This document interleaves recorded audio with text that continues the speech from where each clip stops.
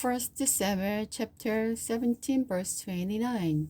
What have I done now? David replied, I was only asking a question.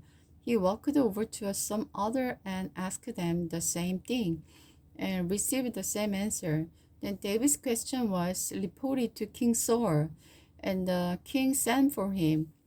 David kills Goliath. Don't worry about a thing, David told Saul. I will go fight this Philistine. Don't be ridiculous, Saul replied. There is no way you can go against this Philistine. You are only a boy, and he has been in the army since he was a boy. But David persisted. I have been taking care of my father's sheep, he said. When a lion or a bear comes to steal a ram from the flock, I go after it with a club and take the ram from its mouth. If the animal turns on me, I catch it by the jaw and club it to death. I have done this to both lion and bear, and I will do it to this pagan Philistine too. But he has defied the army of the living God, the Lord who saved me from the claws of the lion, and the bear will save me from this Philistine. Saul finally consented. All right, go ahead, he said, and may the Lord be with you. Then Saul gave David his own armor, a bronze helmet, and a coat of the mail.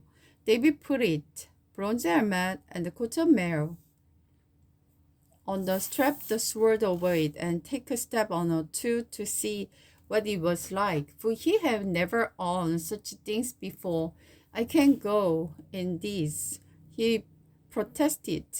I'm not used to them. So he took them off again. He picked up 5 smooth stones from a stream and put them in his shepherd bag. Then, armed only with his shepherd's staff and sling, he started across the fight Goliath. Goliath walked out toward David with his shield barrier ahead of him, sneezing in contempt at this ruddy-faced boy. Am I a dog? He roared at David. That you come at me with a stick? And he cursed David by the name of his God. Come over here. I will give you flesh to the bird and wild animal. Goliath yelled. David shouted in reply, You come to me with sword, spear, and javelin, but I come to you in the name of the Lord Almighty, the God of the army of Israel, whom you have defied. Today the Lord will conquer you, and I will kill you and cut off your head. And then I will give the dead body of your man to the bird and wild animal. The whole world will know that there is a God in Israel. And everyone will know that the Lord does not need the weapon to rescue his people. It is his battle, not ours. The Lord will give you to us. As Goliath moved closer to attack, David quickly ran out to meet him. Reaching into his shepherd's bag and taking out a stone, he hurled it for his sling and hit the Philistine in the forehead. The stone sank it, and Goliath stumbled and fell face downward to the ground. So David triumphed over the Philistine giant with only stone and sling. And since he had no sword, he ran over and pulled Goliath's sword from its sheath. David used it, killed the giant, and cut off his head. Israel routed to the Philistine. Then the Philistines saw that their champion was dead. They turned and ran. Then the Israelites gave a great shout of triumph and rushed after the Philistine, chasing them as far as Gath, the gate of the Ekron.